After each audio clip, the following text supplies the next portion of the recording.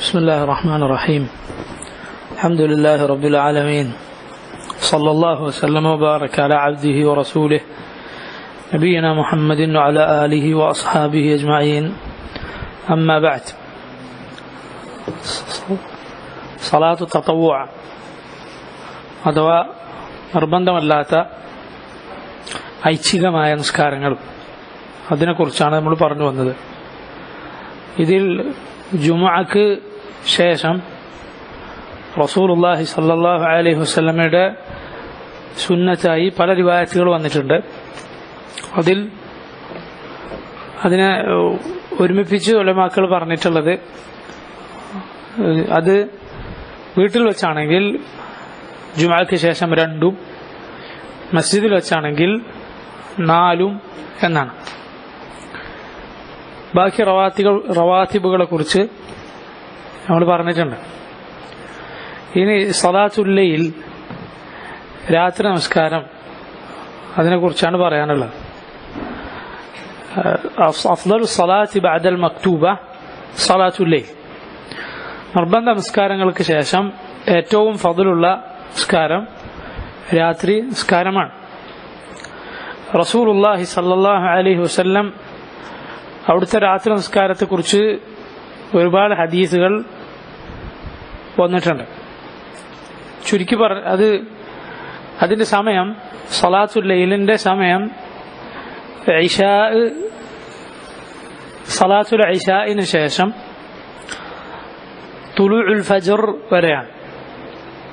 من بعد قضاء صلاة العشاء إلى طلوع الفجر, അതുവരെയാണ് രാത്രി നമസ്കാരത്തിന്റെ സമയം. ഇശ മഗ്രിബിന്റെ കൂടെ ജംഉ തഖ്ദീം ചെയ്താലും ശരി, ഇശ മഗ്രിബിന്റെ കൂടെ ജംഉ തഖ്ദീം ചെയ്താലും, ജംഉ തഖ്ദീം എന്താ? മഗ്രിബിന്റെ നേരത്ത് നിസ്കരിക്കുക, മഗ്രിബിന്റെ നേരത്ത് ഇശ കൂടെ നിസ്കരിക്കുക, മഗ്രിബിന്റെ കൂടെ യാത്രയിലോ അല്ലെങ്കിൽ മറ്റുള്ള ബുദ്ധിമുട്ടുകൾ കൊണ്ടോ ജംഅ ചെയ്യാം. ഖസർ യാത്രയിൽ മാത്രമേ പാടുള്ളൂ. ഖസർ എന്ന റക്അത്ത് ചുരുക്കുക, 4 2 എന്നത് യാത്രയിൽ മാത്രമേ പാടുള്ളൂ. ജംഅ ആകട്ടെ, അഥവാ ഒരു നിസ്കാരത്തിന്റെ കൂടെ വേറൊരു നിസ്കാരം നിസ്കരിക്കുക. അതിൽ ജംഅ തഖ്ദീമുണ്ട്, ജംഅ തഅഖീറുണ്ട്. ജംഅ തഖ്ദീം എന്താണ്? ളുഹറിന്റെ കൂടെ ളുഹറിന്റെ സമയത്ത് ളുഹറും അസ്റും നിസ്കരിക്കുക, അതാണ് ജംഅ തഖ്ദീം. ജംഅ തഅഖീർ അസ്റിന്റെ സമയത്ത് ളുഹറും അസ്റും നിസ്കരിക്കുക, ജംഅ തഅഖീർ. മഗ്രിബിന്റെ സമയത്ത് മഗ്രിബ് ഇശാ നിസ്കരിക്കുന്നത് ജംഅ തഖ്ദീം. ഇശാഇന്റെ സമയത്ത് മഗ്രിബും ഇശാവും നിസ്കരിക്കുന്നത് ജംഅ തഅഖീർ. അപ്പോൾ അങ്ങനെ 2 ജംഅുണ്ട്. ജംഅ സാധാരണ ശാരീരികമായ വല്ല പ്രയാസങ്ങൾ കൊണ്ടും ചെയ്യാവുന്നതാണ്.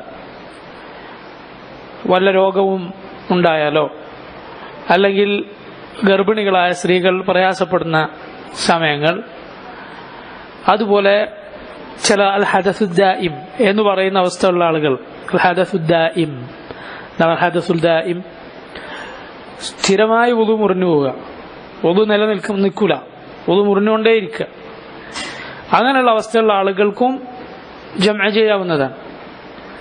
ചെയ്യാവുന്നതാണ്. അതിന് പല കാരണങ്ങളുണ്ട്. ചില ആളുകൾക്ക് കീഴ്വായു ആയിരിക്കും, അത് നിൽക്കാതെ വയറ്റിൽ പ്രശ്നമുണ്ടെങ്കിൽ പോകുന്ന ആളുകളുണ്ടാവും, ഹദസുൽ ദായിം, നസ്അലുല്ലാഹൽ ആഫിയ. ചില ആൾക്ക് സലസുൽ ബൗൽ എന്ന് പറയുന്ന ഒരു രോഗം, മൂത്രം ഇറ്റിക്കൊണ്ടേയിരിക്കുക, മൂത്രവാർച്ച, നിൽക്കാതെ മൂത്രം ഇറ്റിപ്പോവുക എന്ന രോഗം, അതൊക്കെ അൽ ഹദസുൽ ദായിം എന്ന് പറയുന്ന അവസ്ഥയിലാണ് പെടുക. അവർ ഓരോ നിസ്കാരത്തിനും അതിന്റെ സമയത്ത് വുദു ചെയ്യുക, എന്നിട്ട് നിസ്കരിക്കുക. നിസ്കാരത്തിനിടയിൽ അവരുടെ വുദു മുറിഞ്ഞുപോയാൽ അത് കാര്യമാക്കേണ്ടതില്ല. എന്നാൽ ഓരോ നിസ്കാരത്തിനും ഓരോ വുദു ചെയ്യുക. സലസുൽ ബൗൽ അതൊരു രോഗമാണ്. എപ്പോഴെങ്കിലും സാധാരണ പിന്നെ പല സഹോദരങ്ങളും പറയാറുള്ളതാണ് ഇങ്ങനൊരു പരാതി. അല്ലെങ്കിൽ ഇങ്ങനെ ഒരു പ്രശ്നമുള്ളതായി. പല ആളുകൾക്കും മൂത്രമൊഴിച്ചതിന് ശേഷം വീണ്ടും ചിലപ്പോൾ ഒതു എടുത്ത് കഴിഞ്ഞാൽ അല്ലെങ്കിൽ നിസ്കരിച്ചുകൊണ്ടിരിക്കുമ്പോൾ മൂത്രം ഇറ്റിപ്പോയതുപോലെ ചില ആളുകൾ പറയാറുണ്ട്. അത് സ്ഥിരമുള്ളതല്ല, അത് സലസുൽ ബൗൽ എന്ന് പറയുന്ന അവസ്ഥ അല്ല. കാരണം അത് എല്ലാ സമയത്തും ഉണ്ടാകുന്നതാണ്. ഇതെപ്പോഴേ ഉണ്ടാവുള്ളൂ. ഒരാൾ മൂത്രമൊഴിച്ചു എന്നിട്ട് ഒരു സമയത്തിനുള്ളിൽ ആണ് ഉണ്ടാകുക. അയാൾ ഒരുപാട് സമയത്തേക്ക് മൂത്രമൊഴിച്ചിട്ടൊന്നുമില്ല, ഒന്നു കൊടുത്തു എന്നിട്ട് നിസ്കരിക്കാൻ നിന്നാൽ ഉണ്ടാകുന്നില്ല. പല സഹോദരങ്ങളും ഇങ്ങനെയാണ് പറയുന്നത്. അപ്പൊ അത് സലസുൽ ബൗലിന്റെ കൂട്ടത്തിൽ പെടുത്താൻ പറ്റുമോ? പറ്റൂല. അത് പിന്നെന്താണ്? അത് ഒതു മുറിയുന്നതാണ്. അപ്പൊ ചില ആളുകളൊക്കെ അത് വസ്വാസിന്റെ കൂട്ടത്തിൽ കൂട്ടി തള്ളിക്കളയാറുണ്ട്. വസ്വാസായിരിക്കാം, പക്ഷെ എല്ലാം വസ്വാസമല്ല. എല്ലാം വസ്വാസാണെന്ന് പറയാൻ പറ്റൂല. ഒതു മുറിഞ്ഞാൽ ഒതു മുറിഞ്ഞത് തന്നെ, തന്നെയാണ്. അപ്പൊ മുഴുവൻ അങ്ങനെ വസ്വാസാണെന്ന് പറയാൻ പറ്റൂല. ചിലത് മുഹഖഖായ കാര്യം തന്നെ ആയിരിക്കും. കാരണം അവർ പിന്നെ നോക്കിയാൽ, നിസ്കാരത്തിന് ശേഷമോ അല്ലെങ്കിൽ പിന്നീട് നോക്കിയാൽ മൂത്രം തന്നെയാണ് ഇറ്റിപ്പോയത് എന്ന് അവർക്ക് വ്യക്തമാകുന്ന തരത്തിലുള്ള കാര്യങ്ങൾ അവർക്ക് മനസ്സിലായിട്ടുണ്ടെങ്കിൽ ഒതു മുറിഞ്ഞത് തന്നെയാണ്. പല ആളുകളും അതിന് ഇങ്ങനെ പരാതി പറയാറുണ്ട്. അള്ളാഹു നമുക്കൊക്കെ ആഫിയത്ത് നൽകുമാറാകട്ടെ. പക്ഷേ അത് ചില കാര്യങ്ങൾ ശ്രദ്ധിച്ചാൽ പലപ്പോഴും ഇത് പോകുന്നത് ഈ പ്രശ്നം ഇല്ലാതെ ആവുന്നതാണ്. ഇൻഷാ അല്ലാഹ് ബിഇദ്നില്ല. അതിൽപ്പെട്ടതാണ് ഒന്ന് നമ്മൾ ശ്രദ്ധിക്കേണ്ടത്, അബൂ ദർദ റളിയല്ലാഹു അൻഹു പറഞ്ഞിട്ടുള്ളതുപോലെ ഒരാളുടെ ഫിഖ്ഹിൽപ്പെട്ടതാണ്. ഒരാൾക്ക് നല്ല ദീനിൽ വിവരമുണ്ട് എന്നതിന്റെ തെളിവാണ് അയാൾ നിസ്കാരത്തിലേക്ക് വരിക. ഖൽബുഹു ഫാരിഖ്, ഖൽബ് ഫാരിഖായിരിക്കെ, ഖൽബ് ഒഴിഞ്ഞിരിക്കെ. അപ്പൊ അതിനെന്ത് വേണം? നിസ്കാരത്തിന് മുമ്പേ ഒരുങ്ങുക. മൂത്രമൊഴിക്കാനുള്ളതൊക്കെ ബാങ്ക് കൊടുത്താൽ ആക്കണ്ട, കുറച്ച് നേരത്തെ ആക്കുക. പറ്റുമെങ്കിൽ സാധിക്കുമ്പോഴൊക്കെ അങ്ങനെ ആക്കുക. അപ്പൊ ഈ പ്രശ്നം ഉണ്ടാവില്ല. കാരണം നിസ്കാരത്തിന്റെ ഇടയ്ക്ക് ഇതുണ്ടാകുന്ന പ്രശ്നം ഉണ്ടാവില്ല. അതിനിടയിൽ തന്നെ നമുക്ക് വൃത്തിയാക്കാൻ പറ്റും, വീണ്ടും ഒതു കൊടുക്കാൻ പറ്റും, വൃത്തിയാക്കി വീണ്ടും ഒതു കൊടുക്കാൻ പറ്റും. വസ്ത്രത്തിലായി പോയിട്ടുണ്ടെങ്കിൽ ആ ഭാഗം കഴുകി വീണ്ടും ഒതു കൊടുക്കാൻ പറ്റും, ഇങ്ങനെ സമയമുണ്ടെങ്കിൽ. അടുത്തൊരു കാര്യം, ചില സഹോദരങ്ങൾ അവരുടെ ഇസ്തിൻജാ തന്നെയാണ് ഇങ്ങനെ ഈ പ്രശ്നത്തിന് കാരണം. അവരുടെ മൂത്രമൊഴിച്ചാൽ ശുദ്ധിയാക്കുന്ന രീതിയാണ് ഈ പ്രശ്നത്തിന് കാരണം. അതെന്താണ്? കാരണം മൂത്രമൊഴിച്ചാൽ ശുദ്ധിയാക്കുമ്പോൾ ചില ആളുകൾ ചെയ്യാറുള്ളതാണ് നസർ എന്ന് പറയുന്ന ഒരു രീതി. നസർ പറഞ്ഞതിന്റെ അർത്ഥം മൂത്രമൊഴിച്ച് കഴിഞ്ഞാൽ ലൈംഗികാവയം പിഴിഞ്ഞു കളയുക എന്നതാണ്. അത് തലഭാഗത്തുനിന്ന് അറ്റത്തേക്ക് കൈകളമർത്തി പിഴിഞ്ഞു കളയുക, മുഴുവൻ പോകാൻ വേണ്ടി. തെറ്റായ കാര്യമാണ്, ചെയ്യരുത്, തെറ്റാണ്. ശൈഖുൽ ഇസ്ലാം ഇബ്നു തൈമിയ്യ ബിദ്അത്താണെന്ന് പറഞ്ഞിട്ടുണ്ട്. ശൈഖുൽ ഇസ്ലാം പറഞ്ഞത് ബിദ്അത്താണ്, ചെയ്യരുത്. മാത്രമല്ല അതിന് ഉലമാക്കൾ പറയുന്നത് ആ ലൈംഗികാവയവത്തിന്റെ നരമ്പുകളാകട്ടെ വളരെ ലോലമാണ്. അപ്പൊ എന്താണ് സംഭവിക്കുക? ഇങ്ങനെ പിഴിഞ്ഞാൽ അതിന് പ്രശ്നം ഉണ്ടാവും. പിന്നെ ഈ തങ്ങി നിൽക്കുക എന്ന പ്രശ്നം ഇതുകൊണ്ടാണ് അത്ര ഉണ്ടാവുക. അപ്പൊ അങ്ങനെ ചെയ്യാതിരിക്കുക. മറിച്ച് അവസാനത്തെ തുള്ളിയും ഉറ്റാൻ വേണ്ടി നമ്മൾ മൂത്രമൊഴിക്കുമ്പോൾ എന്താണ്, നമ്മൾ ഉള്ളിൽ നിന്ന് തള്ളിയിട്ടാണല്ലോ മൂത്രം പുറത്തേക്ക് പോകുന്നത്. അതുകൊണ്ടല്ലേ നമ്മൾ ഉദ്ദേശിച്ചാലല്ലേ മൂത്രമൊഴിക്കുന്നുള്ളൂ. എത്ര മുട്ടിയാലും നമുക്ക് പിടിച്ചു വെക്കാൻ സാധിക്കും. നമ്മൾ ഉദ്ദേശിച്ചാലാണ് പുറത്തേക്ക് പോവുക. അപ്പൊ എന്താണ്, നമ്മൾ ഉള്ളിൽ നിന്ന് തള്ളുന്നത് കൊണ്ടാണ് പുറത്തേക്ക് പോകുന്നത്. അങ്ങനെ ഉള്ളിൽ നിന്ന് തള്ളി പൂർണ്ണമായും അവസാനത്തെ തുള്ളി മുറ്റിക്കഴിഞ്ഞാൽ ലൈംഗികാവയവത്തിൽ എവിടെയാണോ പുറത്ത് മൂത്രത്തിന്റെ അസർ ഉള്ളത് അവിടെ മാത്രം കഴുകുക. ഈ ദർസിൽ, നമ്മൾ ഈ ഫിഖഹിന്റെ ദർസിൽ തന്നെ ഞാൻ ഒരിക്കൽ ഒന്ന് പറഞ്ഞിരുന്നത് അബദ്ധമാണ്, അത് തിരുത്തേണ്ടതാണ്. അതായത് വൃഷണങ്ങൾ മൂത്രമൊഴിച്ചാൽ കഴുകണമെന്ന് ഞാൻ പറഞ്ഞിരുന്നു. തെറ്റാണ്, കഴുകണ്ടല്ല. മതി വന്നാൽ കഴുകണം, മതിയിൽ കഴുകണം, വൃഷണങ്ങളും കൂടി കഴുകണം. മനിയെന്നല്ല, മതി. മനിയും മതി തമ്മിലുള്ള വ്യത്യാസം. മനി എന്നത് പിന്നെ ലൈംഗികമായ ആഗ്രഹത്തിൽ ആ അനുഭവത്തിലൂടെ വരുന്നതാണ്, ലൈംഗിക അനുഭവത്തിലൂടെ വരുന്നതാണ് മനി. അത് തെറിച്ചു വീഴുന്നതാണ്. അതുപോലെ അത് സാധാരണ വെള്ളം പോലെയല്ല, അത് കട്ടിയുണ്ടാവും. അതല്ല സാധാരണ വെള്ളം പോലെ. അതുപോലെ പിന്നെ ഇങ്ങനെയുള്ള ലൈംഗികമായ വല്ല കാര്യങ്ങൾ ഒരാൾ ആലോചിക്കുകയോ അല്ലെങ്കിൽ അതിനു മുമ്പ് ലൈംഗിക ബന്ധത്തിന് മുമ്പ് ചെയ്യുന്ന ചില കാര്യങ്ങൾ ഭാര്യയുമായി ചെയ്താലോ വരുന്നതാണ് മതി. അത് സാധാരണ വെള്ളം പോലെയാണ്, കുറച്ച് വഴുവഴുപ്പുണ്ടാകും. അതാണ് മതി. അത് വന്നാൽ ഒരാളുടെ കുളി മുറിയുകയില്ല, വുദു മുറിയും. ഫീഹിൽ വുദു, റസൂലുള്ളാഹി സ്വല്ലല്ലാഹു അലൈഹി വസല്ലം പറഞ്ഞത് വുദു എടുക്കുക. വുദു എടുക്കുന്നതിന് മുമ്പ് ലൈംഗികാവയവം കഴുകുക. കഴുകുമ്പോൾ റസൂലുള്ളാഹി സ്വല്ലല്ലാഹു അലൈഹി വസല്ലം പറഞ്ഞു അയാളുടെ ഖുൻസൈൻ വ്രണങ്ങൾ കൂടി, 2 വ്രണങ്ങൾ കൂടി കഴുകണം, എന്നിട്ട് വുദു എടുക്കാം. വസ്ത്രത്തിലായിട്ടുണ്ടോ വസ്ത്രം കഴുകേണ്ടതില്ല, കുറച്ച് വെള്ളം കയ്യിലാക്കി തളിച്ചാൽ മതി. കാരണം അത് നജസുൽ ഖഫീഫായ നജസാണ്. അള്ളാഹു നമുക്ക് ചെയ്തു തന്ന നിഅമത്താണത്.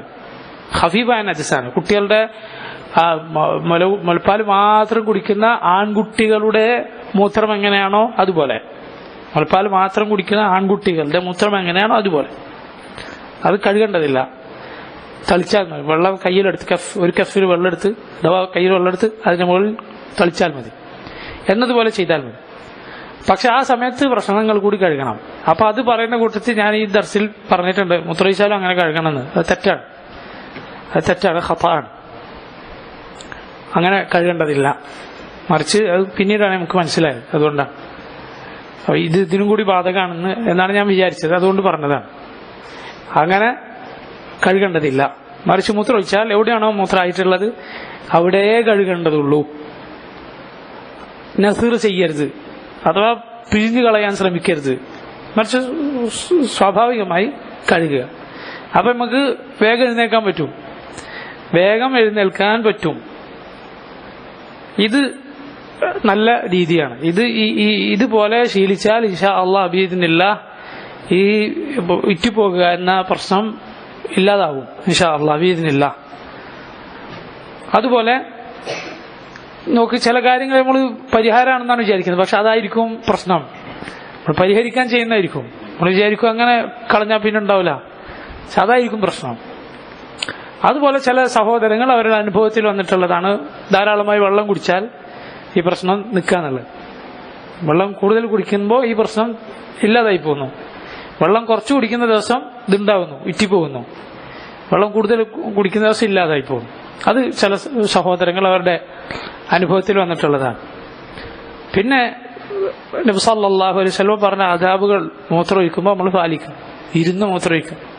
നബി സല്ലല്ലാഹു അലൈഹി വസല്ലമയുടെ രീതിയാണ്. ഇരുന്നൊഴിക്കണമെങ്കിൽ അതിന് പറ്റിയ വസ്ത്രമായിരിക്കണം. നമ്മൾ ടൈറ്റായ വസ്ത്രം ധരിച്ചാൽ ഇരുന്ന് മൂത്രമൊഴിക്കാൻ കഴിയില്ല.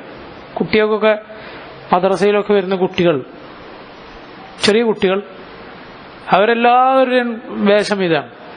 ഒരു ടൈറ്റായ പാൻസ് കുട്ടികൾക്ക് വാങ്ങിച്ചു കൊടുക്കുന്നു. ഏറ്റവും മുന്തിയ സിനിമാ നടന്റെ കോലം എന്താണ് അതുപോലെ തന്നെ എന്റെ മോൻ നടക്കണം. ചെറിയ കുട്ടിയായിരിക്കും, അതിനെന്തറിയാം, എന്ത് ഇട്ട് കൊടുത്താലും അത് ഇട്ട് വരും എന്നല്ലാതെ. ചെറിയ 1, 2, 3, 4 പഠിക്കുന്ന ചെറിയ കുട്ടികൾ, അവർക്ക് കാണാം മദ്രസയിൽ വന്നിട്ട് ഈ പാൻസ് ഇട്ടിട്ടായിരിക്കും വരിക. ഇരുന്ന് മൂത്രയിക്കാൻ ഇവർക്ക് കഴിയൂല. എത്രത്തോളം നിന്നിട്ട് മൂത്രയിക്കാൻ മസ്ജിദിലെ ടോയ്ലറ്റ് ഉണ്ടാകുന്ന ക്ലോസറ്റുകൾ ഉണ്ടല്ലോ, അതിലേക്ക് നിന്നെത്തൂല. എന്നിട്ട് ഈ കുട്ടികൾ എന്താ ചെയ്യാ? ഇരുന്ന് മൂത്രയിക്കണ്ട, അവിടെ വന്നിട്ട് നിന്നിട്ട് മൂത്രയിക്കും. അത് ഒരു ശരീരത്തിൽ തെറിക്കും, വസ്ത്രത്തിൽ തെറിക്കും. കുട്ടികൾക്ക് അല്ലെങ്കിൽ തന്നെ വൃത്തിയാക്കാൻ, മര്യാദക്ക് വൃത്തിയാക്കാൻ അറിയണ്ടാവില്ലേ കുട്ടികൾക്ക്. കൂടാതെ വസ്ത്രത്തിലും ഇത് എടുത്തിട്ട് കുട്ടികൾ നേരെ മസ്ജിദിലേക്ക് നിസ്കരിക്കാൻ വേണ്ടി കയറും. ഇത് കുറ്റമായിരിക്കാണ്, ഇതിന്റെ കുറ്റമാർക്കാണ്. കുട്ടികൾക്ക് തക്ലീഫുണ്ടോ? ഇല്ല, കുട്ടികൾക്ക് തക്ലീഫില്ല. കലം ഉയർത്തപ്പെട്ടിരിക്കുന്നു. ഹത്തായ ബുലൂഗ്, അവർക്ക് പ്രായപൂർത്തിയാകുന്നത് വരെ. ഇതിന്റെ കുറ്റം ഇത് ചെയ്യിക്കുന്ന മകുപ്പാക്കുമാണ്. അതിന്റെ ഔലിയ ആരാണോ, അതിന്റെ വലിയ ആരാണ്, അവർക്കാണ്. മാത്രമല്ല ഈ ഷർറ് കുട്ടികളെ കൊണ്ട് ശീലിപ്പിക്കുകയും ചെയ്യുന്നു. ഇത് വലുതായാൽ പിന്നെ കുട്ടിക്ക് എങ്ങനെ നല്ല വേഷം ധരിക്കാൻ കഴിയും? കുട്ടികളെങ്ങനെ ഈ ടൈറ്റല്ലാത്ത വേഷം ധരിക്കുക? അതാണ് അതിന് നാണക്കേടായിട്ട് തോന്നുന്നത്. ലൂസായ ഒരു വസ്ത്രം ധരിക്കുക എന്നുള്ളത് അവർക്ക് നാണക്കേടായി തോന്നും. തിരിച്ച് നിങ്ങൾ ശീലിപ്പിച്ചു നോക്കൂ, അവർക്ക് ടൈറ്റായ വസ്ത്രം ഇടാൻ കഴിയില്ല, അവർക്ക് ലജ്ജ തോന്നും. അത് വലിയ ആളുകൾക്ക് വരെ അങ്ങനെയാണ്. വലിയ ആളുകൾ അവർ നീളമുള്ള വസ്ത്രം ധരിച്ച് ശീലിച്ചിട്ടുള്ള ആളുകൾ എപ്പോഴെങ്കിലും എന്തെങ്കിലും പ്രശ്നത്തിൽ ചെറിയ കുപ്പായിട്ട് ആളുകൾക്കിടയിൽ മുന്നിൽ ഇറങ്ങി അവർക്ക് മടി തോന്നും, എന്തോ ഒരു അർത്ഥം അറിയാത്തതുപോലെ തോന്നിപ്പോകും.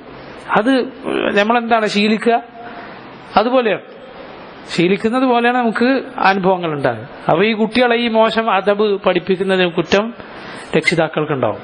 കുട്ടികളുടെ കാര്യം അല്ലാഹു സുബ്ഹാനഹു വ തആല നമ്മളോട് ചോദ്യം ചെയ്യുന്നതാണ്. കുല്ലുക്കും റാഇൻ വകുല്ലുക്കും മസ്ഊലുൻ അൻ റഇയതിഹി. നിങ്ങൾ ഓരോരുത്തരും റാഇൻ, ഭരണാധികാരികളാണ്. നിങ്ങളുടെ റഇയത്തിനെ കുറിച്ച്, പ്രജകളെ കുറിച്ച് നിങ്ങൾ ചോദ്യം ചെയ്യപ്പെടും. നബി സല്ലല്ലാഹു അലൈഹി വസല്ലം പറഞ്ഞു, ആർക്കെങ്കിലും ഒരു റഇയത്ത് ഉണ്ടായി എന്നിട്ട് അവൻ അവരെ വഞ്ചിച്ചിട്ടാണ് മരിച്ചു പോകുന്നതെങ്കിൽ അള്ളാഹുവിനെ അവൻ കണ്ടുമുട്ടുന്നത് ഗളബാനായിട്ടായിരിക്കും. അള്ളാഹുവിന്റെ ഗളബോടെയാണ് അവനെ കാണേണ്ടി വരിക. അപ്പൊ അള്ളാഹു ചോദ്യം ചെയ്യും ഇവരുടെ കാര്യത്തിൽ. കാരണം ഇവർ നാളത്തെ തലമുറയാണ്. റസൂലുള്ളാഹി സല്ലല്ലാഹു അലൈഹി വസല്ലം എന്താണ് പറഞ്ഞിട്ടുള്ളത്? തസവ്വജു അൽ വദൂദ് അൽ വലൂദ് ഫഇന്നി മുകാസിറുൻ ബികുമുൽ ഉമമ യൗമൽ ഖിയാമ. നിങ്ങളെ ധാരാളമായി സ്നേഹിക്കുന്ന, ധാരാളം പ്രസവിക്കുന്ന സ്ത്രീകളെ വിവാഹം ചെയ്യും. നിങ്ങളുടെ എണ്ണപ്പെരുപ്പം കൊണ്ട് പരലോകത്ത് എനിക്ക് അഭിമാനം കൊള്ളണം. ഒന്നിനും കൊള്ളാത്ത മുസ്ലിങ്ങളെ കൊണ്ടാണോ സല്ലല്ലാഹു അലൈഹി വസല്ലം അഭിമാനം കൊള്ളുക? ഒരിക്കലുമല്ല. ഇസ്ലാമിന്റെ മക്കളെ കൊണ്ടാണ് അഭിമാനം കൊള്ളുക. ഇസ്ലാമിന്റെ മക്കളാവാതെ ഈ കുഫാറുകളുടെ, സിനിമാ നടന്മാരുടെയും അതുപോലെ സ്പോർട്സ് താരങ്ങളുടെ ഒക്കെ വേഷം ധരിച്ച് അവരെ പോലെ മുടി മുറിച്ച് ഇങ്ങനെയൊക്കെ നടക്കുന്ന കുട്ടികൾ, ഇതിൻ്റെയൊക്കെ കുറ്റം മാതാപിതാക്കൾക്കുണ്ടാവും. അത് വളരെ നമ്മൾ ശ്രദ്ധിക്കണം. അള്ളാഹു നമ്മെ ഏൽപ്പിച്ചതാണ് അവരെ. അള്ളാഹു സുബ്ഹാനഹു വ തആല നമ്മെ ഏൽപ്പിച്ചതാണ് അവരെ. ഒന്നുകിൽ പരലോകത്ത് നിനക്ക് ഷർറാണ്, അല്ലെങ്കിൽ ഖൈറാണ്. ഒന്നുകിൽ നിന്റെ അദുവാണ്, നിന്റെ ശത്രുവാണ്, അല്ലെങ്കിൽ നിനക്ക് ഖൈറാണ്. പണ്ഡിതന്മാർ പറയാറുണ്ട്, ഒരു വയസ്സ് മുതൽ ജനിച്ചത് മുതൽ 7 വയസ്സ് വരെ കുട്ടികൾ നമ്മൾ കൺകുളിർമയാണ്. അവർക്കൊന്നും ഓടിക്കളിക്കുന്ന അങ്ങനത്തെ കുട്ടികളാണ്. 7 മുതൽ അടുത്ത 14 വരെ അവൻ നിന്റെ ഖാദിമാണ്. നീ പറയുന്നത് പോലെ എങ്ങോട്ട് പറ, ഇങ്ങോട്ട് വരും, അങ്ങോട്ട് പറ, ഇങ്ങോട്ട്. ഇനി അടുത്ത് ബാക്കിയുണ്ടല്ലോ, ഒന്നുകിൽ നിന്റെ ശത്രു അല്ലെങ്കിൽ നിന്റെ മിത്രം. അതാണ് ഇനി ബാക്കി. വളരെ വളരെ നമ്മൾ ശ്രദ്ധിക്കേണ്ട കാര്യമാണ്. അള്ളാഹുവിന്റെ മഹത്തായ തൗഫീഖാണ്. ആദ്യത്തെ 7 വരെ അവർ ചെറുതാണ്, വളരെ ചെറുതാണ്. നമുക്ക് കാണാനും ചിരിക്കാനും കളി കണ്ട് രസിക്കാനും ഒക്കെ ഉള്ളതാണ്. അടുത്ത 7 മുതൽ 14 വരെ എന്താണ്? ഖാദിമ. നമ്മൾ പറയുന്നത് വേറൊന്നും അവർക്ക് ഒന്നുമില്ലല്ലോ. പിന്നത്തേത് ഇമ്മ സദീഖുക് ഔ അദുവുക്. ഒന്നുകിൽ നിന്റെ കൂട്ടുകാരനാണ് ബാക്കിയുള്ള ജീവിതത്തിൽ, അല്ലെങ്കിൽ നിന്റെ ശത്രുവായിരിക്കും. അപ്പൊ സുബ്ഹാനല്ലാഹ്, നമ്മൾ വളരെ സൂക്ഷിക്കുക അവരുടെ കാര്യം. ഇവരുടെ ഈ നജസിന്റെ കാര്യം അത് വളരെ പ്രധാനപ്പെട്ടതാണ്. കുട്ടികളത് പഠിപ്പിക്കണം. അവർ മസ്ജിദിലേക്ക് കയറുന്നവരാണ്. മദ്രസയിൽ വന്നാൽ മസ്ജിദിലേക്ക് വരും, ആ സമയത്തുള്ള നിസ്കാരം നിസ്കരിക്കാൻ വേണ്ടി. ചെറിയ കുട്ടികളെല്ലാം അവർ പഠിക്കണമല്ലോ, നിസ്കാരം പഠിക്കണമല്ലോ എന്ന് വിചാരിച്ചിട്ട് നമ്മളൊക്കെ മസ്ജിദിലേക്ക് അവരെ കൊണ്ടുപോകും. പക്ഷെ ഇങ്ങനെയാണ് അവസ്ഥ. അവരോട് എന്ത് പറയാനാണ്? അവരെന്ത് ചെയ്യാനാണ്? അടിച്ച് പുറത്താക്കിയോണ്ട് എന്താണ് ഇപ്പോൾ കാര്യം? ഈ ഇങ്ങനെ വേഷം ധരിക്കുന്ന കുട്ടികളെ ഇനിയും ചില സഹോദരങ്ങൾ പറയാറുണ്ട്, മദ്രസയ്ക്ക് നമുക്ക് എന്താക്കാം, യൂണിഫോം ആക്കാം, നല്ല നീളമുള്ള വസ്ത്രവും നല്ല പാൻസും ഒക്കെ. അവർ മദ്രസയിൽ വരുമ്പോൾ മാത്രമേ അതുണ്ടാവുള്ളൂ, പുറത്തല്ല. ഈ കുട്ടികൾ എന്ത് പറഞ്ഞു? ഇവരെ ഇതിന്റെ പേരിൽ പുറത്താക്കിയാൽ പിന്നെ കുറച്ചെങ്കിലും തൗഹീദ് കേൾക്കാനാണ് വരുന്നത്. വേറെ പുറത്ത് ചിലപ്പോ ഖുറാഫിന്റെ മദ്രസയിലായിരിക്കും പിന്നെ കൊണ്ടുപോയി ചേർത്ത. അപ്പൊ ഇങ്ങനെ നമ്മൾ വിചാരിക്കും, ഈ മാതാപിതാക്കൾ അവർക്ക് കുപ്പായം വാങ്ങുന്ന ഇവരെ പൈസക്കല്ലല്ലോ, ഈ കുട്ടികളല്ലല്ലോ, വലിയ ആളുകൾ വാങ്ങിക്കൊടുക്കുന്നതാണ്. അപ്പൊ ഇക്കാര്യം സഹോദരങ്ങളെ നമ്മൾ വളരെ ശ്രദ്ധിക്കണം. നമ്മുടെ കൂടെയുള്ള ബന്ധുക്കൾ, സുഹൃത്തുക്കൾ, ഇവർക്കൊക്കെ പറഞ്ഞു കൊടുക്കണം. 7 വയസ്സായാൽ നിസ്കരിക്കാൻ ഉപദേശിക്കുക, 10 വയസ്സായാൽ അടിക്കുക എന്ന് പറഞ്ഞത് നിസ്കാരത്തിന്റെ എല്ലാ ആദാബുകളും പാലിച്ചുകൊണ്ടുള്ള നിസ്കാരം നിസ്കരിക്കാനാണ്. എന്തെങ്കിലും നിസ്കാരം നിസ്കരിക്കാനല്ല. അതവർ മുമ്പേ ചെയ്യുന്നുണ്ടല്ലോ. ഉമ്മാന്റെ ഉപ്പാന്റെ ഒക്കെ അടുത്ത് വന്ന് വെറുതെ കൈയിട്ടും കുമ്പിടും, അങ്ങനെ അവർ മുമ്പേ ചെയ്യും.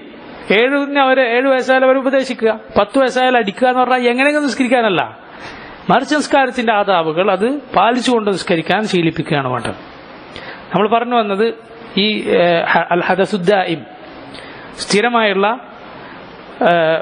വുദു മുറിയുക എന്ന പ്രശ്നം അതുള്ളവർക്ക് ഈ പറഞ്ഞ പോലെ ജംഇന് ഇളവുണ്ട്. ജംഅ് ഇശാ മഗ്രിബിന്റെ കൂടെ ജംആക്കി നിസ്കരിച്ചാലും രാത്രി നിസ്കാരത്തിന്റെ സമയം ഏത് തന്നെ, ഇശ എപ്പോഴാണ് നിസ്കരിച്ചത് അതിനുശേഷം ഏതുവരെ, തുലൂഉൽ ഫജ്ർ വരെ. തുലൂഉൽ ഫജ്ർ എന്നാൽ സുബ്ഹ് ബാങ്ക് അപ്പോഴാണ്. ഫജ്ർ പൊട്ടി വിടർന്നാലാണ് ഫജ്ർ ബാങ്ക് കൊടുക്കുക, സുബ്ഹ് ബാങ്ക്. അതുവരെ ഖിയാമുൽ ലൈൽ അതിന് സമയമുണ്ട്. എന്നാൽ അതിന്റെ അഫ്ളലായ സമയം ഏതാണ്? നബി സല്ലല്ലാഹു അലൈഹി വസല്ലം പറഞ്ഞു, യൻസിലു റബ്ബുനാ തബാറക വതആല ഹീന യബ്ഖാ തുലുസുൽ ലൈലിൽ ആഖിർ. അല്ലാഹു സുബ്ഹാനഹു വതആല ഭൂമിയുടെ അടുത്ത ആകാശത്തിലേക്ക് ഇറങ്ങി വരുമെന്ന് പറഞ്ഞ രാത്രിയുടെ 1/3 ബാക്കിയുള്ളപ്പോഴുള്ള ആ സമയം, അതാണ് അഫ്ദൽ. ഉറങ്ങി എണീറ്റ് നിസ്കരിക്കുക. അതിനാണ് എല്ലാവരും ശ്രമിക്കേണ്ടത്. അതിന് സാധിക്കുന്നില്ലെങ്കിൽ അല്ലെങ്കിൽ ഉറങ്ങിപ്പോകുമെന്ന് ഭയപ്പെടുന്നുവെങ്കിൽ നേരത്തെ നിസ്കരിച്ച് കിടക്കാവുന്നതാണ്. റസൂലുള്ളാഹി സല്ലല്ലാഹു അലൈഹി വസല്ലം അവിടുത്തെ നിസ്കാരത്തെക്കുറിച്ച് സഹാബത്ത് റിവായത്ത് ചെയ്യുന്ന ചില ഹദീസുകൾ നമുക്ക് വായിക്കാം. ഒന്ന്, Ibn Abbas, Abdullah Ibn Abbas റളിയല്ലാഹു അൻഹു പറയുന്നു, أنه بات ليلة عند ميمونة زوج النبي صلى الله عليه وسلم وهي خالته. ഒരിക്കൽ അബ്ദുല്ലാഹ് ഇബ്നു അബ്ബാസ് അദ്ദേഹത്തിന്റെ ഖാലത്തായ ഉമ്മാന്റെ സഹോദരിയായ മൈമൂന റളിയല്ലാഹു അൻഹ അവരുടെ വീട്ടിൽ രാത്രി താമസിക്കാൻ ചെന്നു. ഇബ്നു അബ്ബാസ് കുട്ടിയാണ്, പ്രായപൂർത്തിയാകാത്ത കുട്ടിയാണ്. നബി സല്ലല്ലാഹു അലൈഹി വസല്ലം വഫാത്താകുമ്പോൾ തന്നെ ഇബ്നു അബ്ബാസ് പ്രായപൂർത്തിയാകാൻ അടുത്തിട്ടേ ഉള്ളൂ. ആ സമയത്ത് ഇവരുടെ ഖാലത്താണ് മൈമൂന. ആരാണ്? നബി സല്ലല്ലാഹു അലൈഹി വസല്ലമയുടെ ഭാര്യയാണ്. അങ്ങനെ അവിടത്തേക്ക് വന്നു. ഫത്തജഅതു ഫി അർദിൽ വിസാദ. ഇബ്നു അബ്ബാസ് പറഞ്ഞു, ഞാൻ നബിയുടെ വിരിപ്പിന്റെ വീതിയിൽ കിടന്നു. വത്തജഅ റസൂലുള്ളാഹി സ്വല്ലല്ലാഹു അലൈഹി വസല്ലം ഫി തൂലിഹ.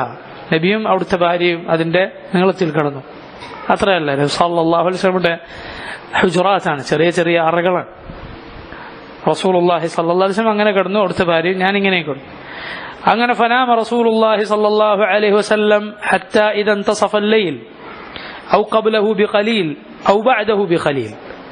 അങ്ങനെ രാത്രി ഏകദേശം പകുതിയായി. എന്നിട്ട് ഇബ്നു അബ്ബാസ് പറയുന്നു, ഒന്നുകിൽ പകുതിക്ക് കുറച്ച് മുമ്പ് അല്ലെങ്കിൽ പകുതി കഴിഞ്ഞ് കുറച്ച് ശേഷം.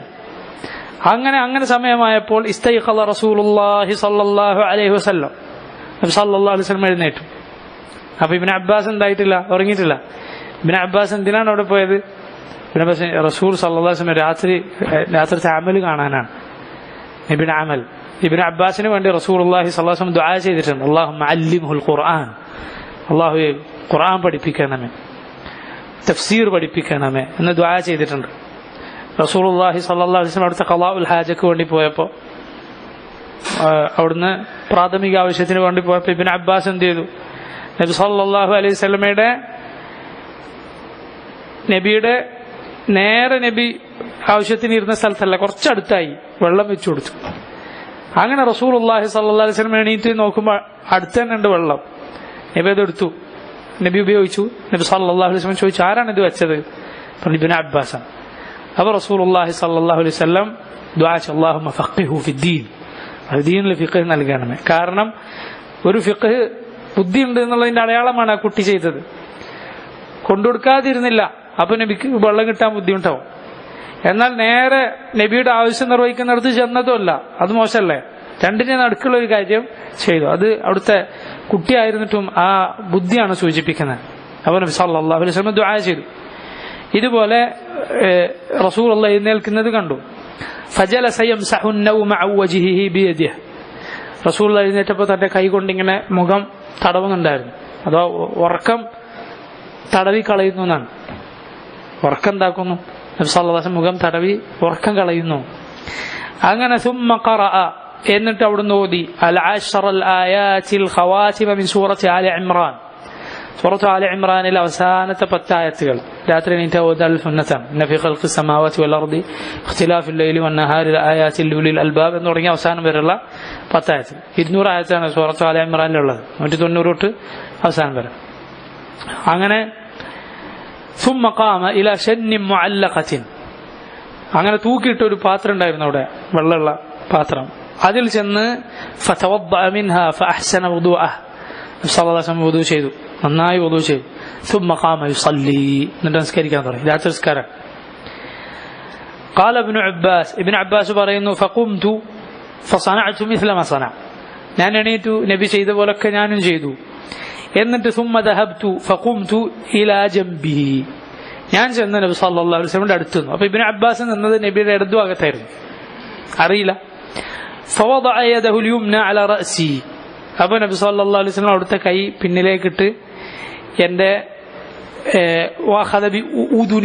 എൻ്റെ വലത്തെ ചെവിയിൽ പിടിച്ചു. യഫ്തിലുഹ, നബി സല്ലല്ലാഹു അലൈഹി വസല്ലം എന്നെ വേറെ ചില റിവായത്തുകൾ കാണാൻ എന്താക്കി, അടുത്ത് കൊണ്ടുവന്ന് വലത്ത് ഭാഗത്തേക്കാക്കി നിർത്തി. എന്നിട്ട് നബി സല്ലല്ലാഹു അലൈഹി വസല്ലം അവിടുത്തെ ചെവി ഇങ്ങനെ ഒന്ന് തടവി. അതെന്താണ്, അതൊരു മുദാഅബക്ക് വേണ്ടി ചെയ്തതാണ്, കുട്ടിയോടുള്ള ഒരു അതിനെ ഓമനിക്കുന്ന നിലക്ക് ചെയ്തതാണ്. റസൂലുള്ളാഹി സ്വല്ലല്ലാഹു അലൈഹി വസല്ലം അങ്ങനെ ചെയ്യാറുണ്ടായിരുന്നു, അവിടുന്ന് കുട്ടികളോട് മുദാഅബത്ത് നടത്താറുണ്ടായിരുന്നു.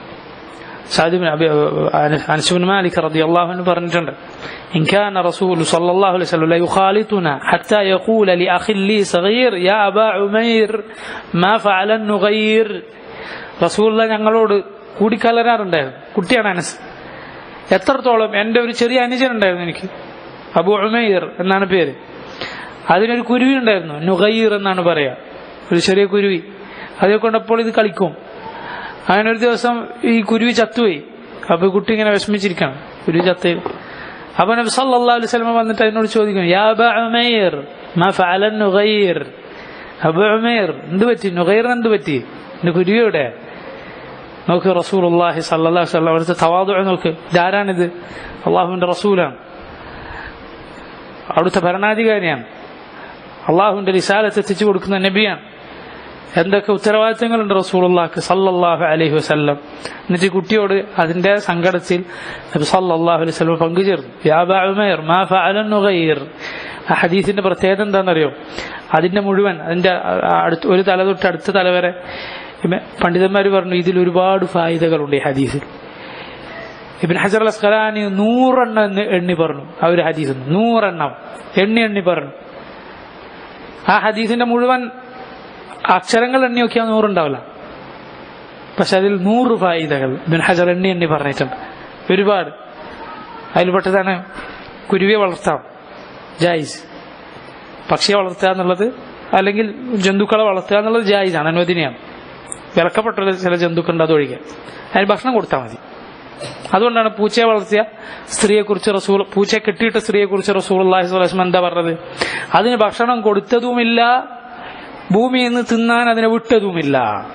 ഏതെങ്കിലും ഒന്ന് ചെയ്യണം, എന്നിട്ട് അതിന് ഭക്ഷണം കൊടുത്താൽ മതി. ജന്തുക്കളെ കൂട്ടിലടക്കാം, പക്ഷികളെ കൂട്ടിലടച്ച് വളർത്താം, ജായിസ്.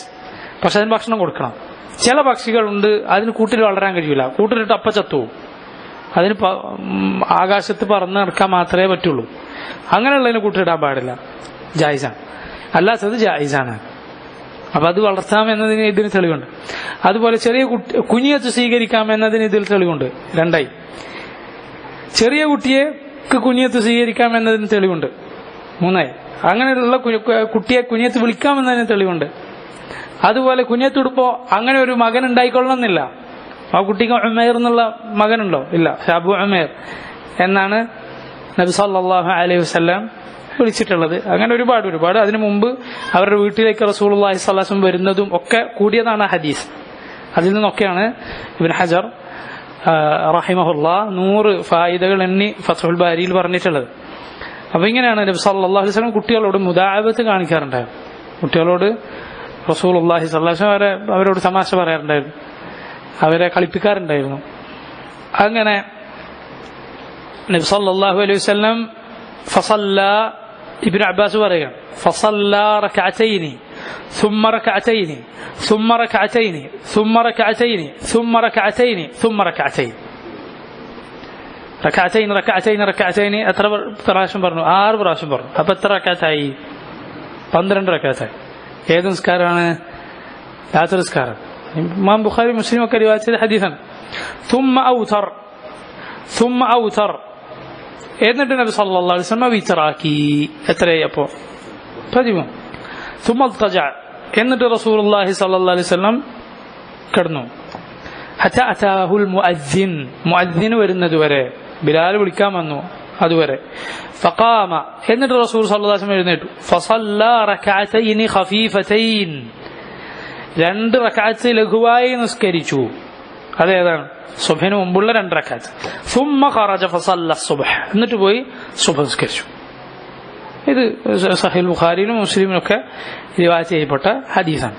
അപ്പൊ ഇവിടെ നബി സല്ലല്ലാഹു അലൈഹി വസല്ലം നിസ്കരിച്ചത് 2 2 2 2 ആയിട്ടാണ്. 12 നിസ്കരിച്ചു, 6 തവണ നിസ്കരിച്ചു.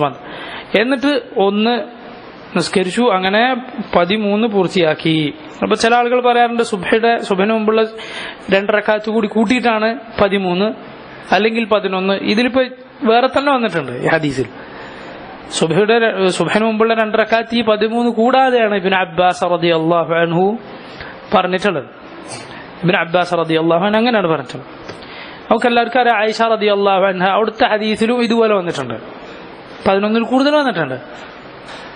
എന്നാൽ ആയിഷ റളിയല്ലാഹു അൻഹ അവരോട് ചോദിച്ചപ്പോൾ അവർ പറയുന്ന ഹദീസ് ഇങ്ങനെ വന്നിട്ട്, മാ കാന യസീദു ഫി റമളാന വലാ ഫി ഗൈരിഹി അലാ 11 റക്അ. റസൂലുള്ളാഹി സ്വല്ലല്ലാഹു അലൈഹി വസല്ലം റമളാനിലോ അല്ലാത്തപ്പോഴോ 11-ലധികം വർദ്ധിപ്പിക്കാറുണ്ടായിരുന്നില്ല. അപ്പൊ ഇത് നമുക്ക് മനസ്സിലാക്കാൻ പറ്റുന്നത് ഗാലിബ് അംർ അങ്ങനെയായിരുന്നു എന്നാണ്, അധിക സമയത്തും അങ്ങനെയായിരുന്നു എന്നാണ്.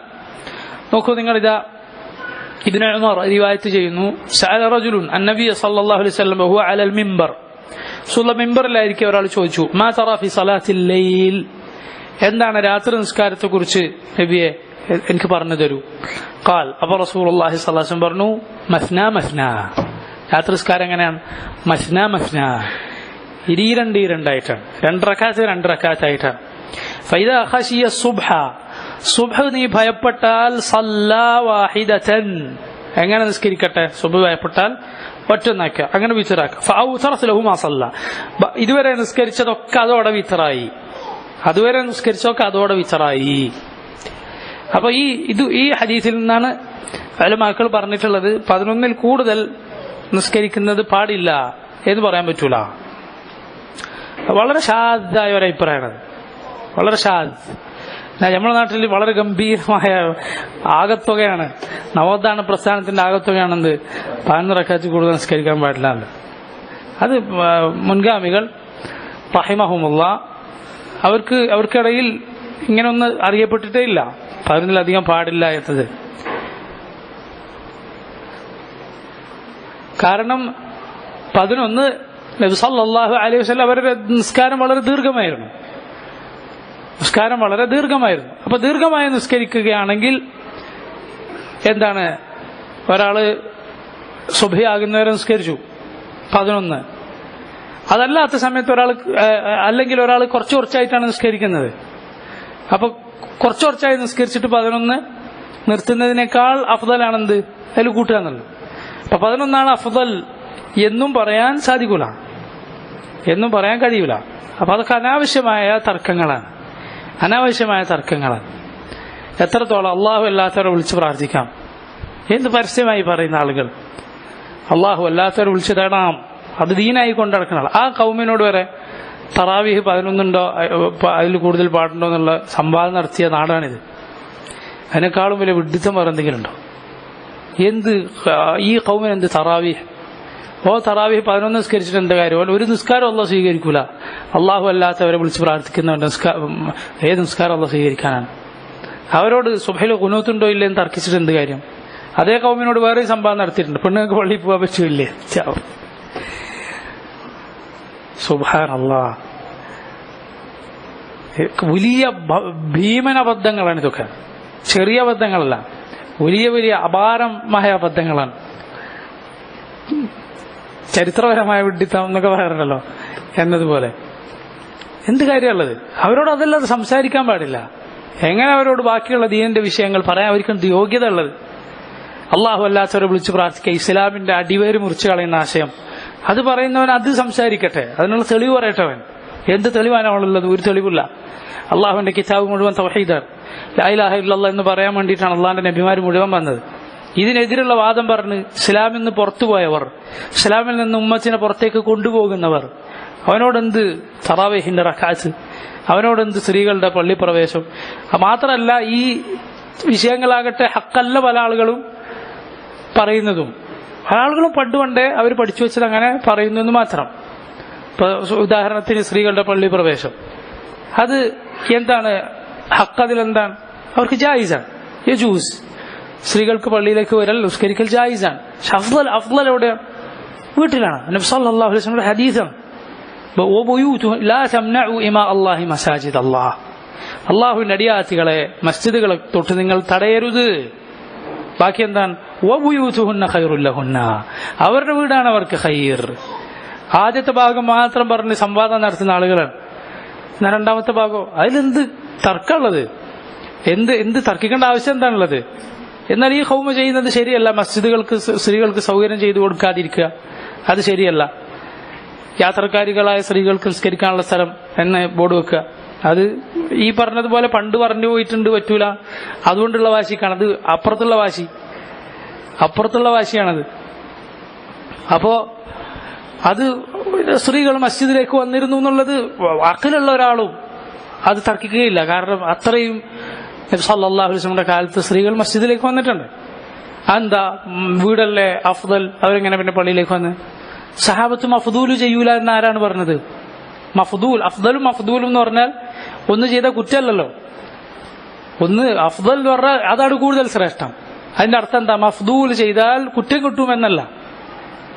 അവർ ചിലപ്പോൾ മഫ്ദൂൽ ചെയ്യും. ഇപ്പൊ ഉദാഹരണത്തിന് വീട്ടിൽ നിന്ന് ആണ് മക്തൂബത്തല്ലാത്ത നിർബന്ധമല്ലാത്ത കാര്യങ്ങൾ നിസ്കരിക്കൽ അഫ്ദൽ. സഹാബത്ത് മസ്ജിദിൽ നിന്ന് സുന്നത്തൊന്നും നിസ്കരിച്ചിട്ടില്ല എന്ന് പറയാൻ പറ്റുമോ? സഹീഹ് ബുഖാരിയിലുണ്ട്, മുആവിയ റളിയല്ലാഹു അൻഹു വിത്ർ നിസ്കരിച്ചത് മസ്ജിദ്, ഒരു റക്കാത്ത് നിസ്കരിച്ചു, ഒറ്റ റക്കാത്ത്. സഹീഹ് ബുഖാരിയിൽ വന്നിട്ടുണ്ട്. അപ്പോൾ അങ്ങനെ മഫ്ദൂൽ അവരൊരിക്കലും ചെയ്യൂല എന്നല്ല. എല്ലാ സഹാബി വനിതകളും മസ്ജിദിൽ വന്നിരുന്നോ? ഇല്ലല്ലോ. മാത്രമല്ല അവിടെ വേറെ ചില മസ്ലഹത്തുകളുണ്ട്. നബി സല്ലല്ലാഹു അലൈഹി വസല്ലമയുടെ നബിയുടെ സംസാരം കേൾക്കുക, നബിയുടെ ഉപദേശം കേൾക്കുക തുടങ്ങിയ കാര്യങ്ങളും അതിന്റെ പിന്നിലുണ്ട്. എന്നിട്ടും നബി സല്ലല്ലാഹു അലൈഹി വസല്ലം പറഞ്ഞെന്താണ്? ഖൈറു സുഫൂഫിർ റിജാലി അവ്വലുഹാ വശർറുഹാ ആഖിറുഹാ വഖൈറു സുഫൂഫിൻ നിസാഇ ആഖിറുഹാ വശർറുഹാ അവ്വലുഹാ. മസ്ജിദിൽ പുരുഷന്മാരുടെ ഏറ്റവും നല്ല സഫ് ഒന്നാമത്തെ സഫാണ്, ഏറ്റവും മോശം സഫ് അവസാനത്തേതാണ്. സ്ത്രീകളുടെ സഫിൽ ഏറ്റവും നല്ലത് പിന്നിലത്തെ സഫാണ്, ഏറ്റവും മോശം മുന്നിലത്തെ സഫാണ്. അപ്പൊ അങ്ങനെ സ്ത്രീകൾക്ക്, കാരണം പുരുഷന്മാരുടെ നേരെ പിന്നിലായിരുന്നു സ്ത്രീകൾ നിസ്കരിച്ചിരുന്നത് ആ കാലത്ത്. അപ്പൊ സ്ത്രീകൾ വന്നാൽ അവരെവിടുന്ന് ആ സഫ് തുടങ്ങാന്ന് പറയോ? പിന്നിൽ നിന്നാണ് തുടങ്ങുക, എന്നിട്ട് മുന്നിലേക്ക്. പുരുഷന്മാരെ നേരെ തിരിച്ചിട്ടു.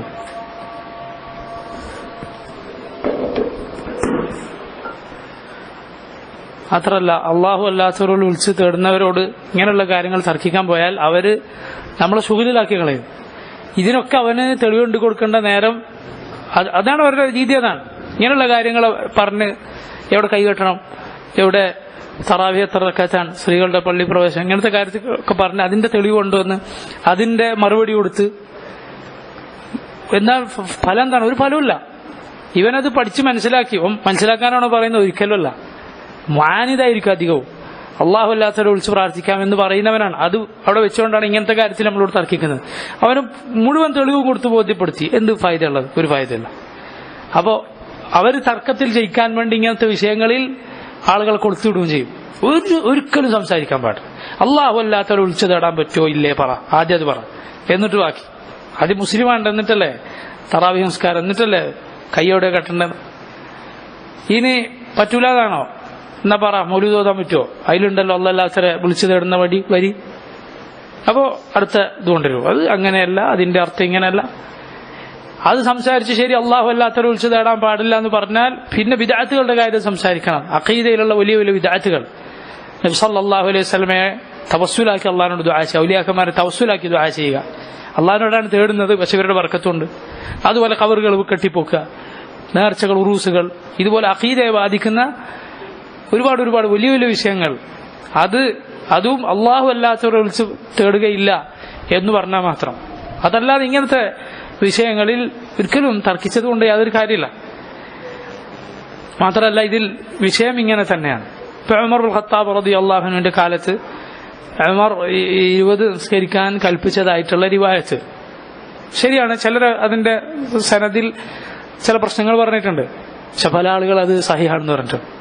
പല ആളുകൾ പലരും നബി സല്ലല്ലാഹു അലൈഹി വസല്ലമയുടെ മസ്ന എന്ന ഹദീസിന്റെ അടിസ്ഥാനത്തിൽ മുൻഗാമികളിൽ നിന്നാരും 11 മാത്രമേ പാടുള്ളൂ എന്നൊരു റിവായത്ത് വന്നിട്ടില്ല. മുൻഗാമികളിൽ നിന്ന് ആരിൽ നിന്ന് വന്നിട്ടില്ല. ഇനി ഇതിന്റെ രൂപം, ഈ വിത്റിന്റെ രൂപം എങ്ങനെയാണ്? നബി സല്ലല്ലാഹു അലൈഹി വസല്ലം ഇത് പല രൂപത്തിൽ നിസ്കരിച്ചിട്ടുണ്ട്. ഏറ്റവും നല്ല രൂപം ഇതാണ്, മസ്ന 2 ഈ രണ്ട് നിസ്കരിച്ച് സലാം വീട്ടുക എന്നതാണ് ഏറ്റവും നല്ല രൂപം, ഏറ്റവും അഫ്ളലായ രൂപം. അപ്പൊ എന്താവും? ഓരോ 2 റക്അത്തിനും നമുക്ക് തശഹൂദ് ഉണ്ടാവും, തഹിയാത്ത് ഉണ്ടാവും. എന്നാൽ അതല്ലാത്ത രൂപത്തിലും റസൂലുള്ളാഹി സ്വല്ലല്ലാഹു അലൈഹി വസല്ലം നിസ്കരിച്ചിട്ടുണ്ട്.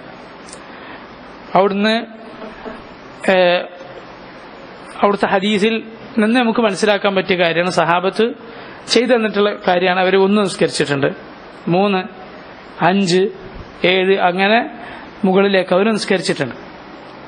ഇനി ആയിഷ റളിയല്ലാഹു അൻഹ അവർ പറഞ്ഞിട്ടുണ്ട്, എന്താണ്? യുസല്ലി മിനൽ ലൈലി 10 റക്അത്ത്. നബി സല്ലല്ലാഹു അലൈഹി വസല്ലം രാത്രി 10 റക്അത്ത് നിസ്കരിക്കും.